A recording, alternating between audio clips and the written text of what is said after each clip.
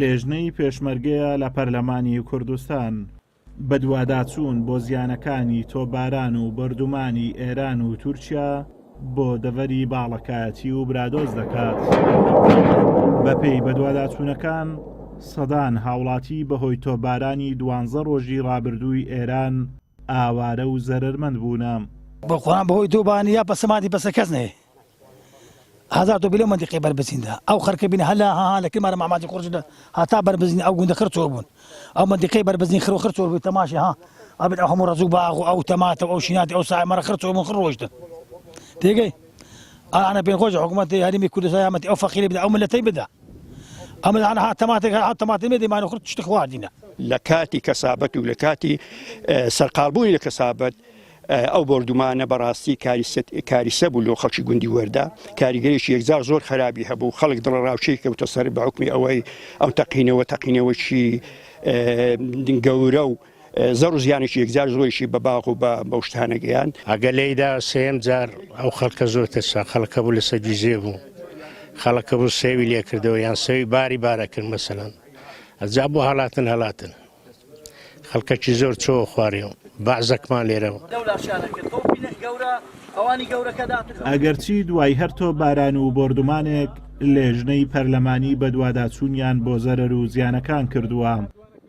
بەڵام هاوڵاتیان قەرەبوو نەکراونەتەوە. بەرپرسی حکومەتە عێراقی قەرەبووی هەواڵات سەرۆکی لێژنەی پێشمەرگە لە پەرلەمانی کوردستان دەڵێت ئەرچی ئێمە بە دوواداچوونە پێویستە حکوومەتی عێراق قەرەبووی هاوڵاتیان بکاتەوە. مەسەلە قەرەبووی زیاتر نەتشتێکی ئاسانە بڕاستیە بە بەرپرسی حکومەتە عێراقی قەرەبووی هەواڵاتیان حکومەتە عێراقیش وی بابەتی ڕەویتنە هیچ جارێکی حتا قەرەبوویە ئەمفاڵە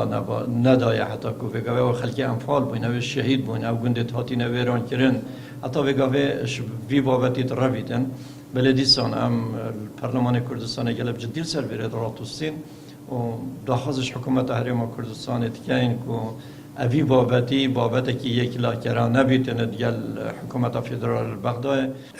دیارە هەر ئەوەی کە زانیمانیانی لەم ماوانەی ئەم 15 ڕۆژەی ڕابردوودا 6 گوند لێرە چۆڵ کراون و پێشتریش 180 گوند چۆڵ کراوەواتە لە سنووری ناحەی سیدەکان بە تەنها 124 گوند ئێستا چۆڵ کراوە کە گەورەترین ناحەیە لە هەموو عێراقدا کە 266 گوندە ئەم ناحەیە. ئەوە قەسبە بە درێژایی 31 ساڵی ڕابردوو ناوچە سنووریەکانی سنووری ئیدارەی سۆران ئارامیان لێبراوە و هەمیشە هاوڵاتیان تووشی ئاوارەیی و ماڵوێرانی بوونە. بۆیە داوایان وایە حیزبە نەیارەکانی ئێران و تورکیا چالاکیەکانیان لەو ناوچانە ڕاگرن بۆ ئەوەی ئارامیان بۆ بگەڕێتەوە. ئازادۆمەراوەی کەناڵی ئاسمانی پەیام دەڤەری برادۆست.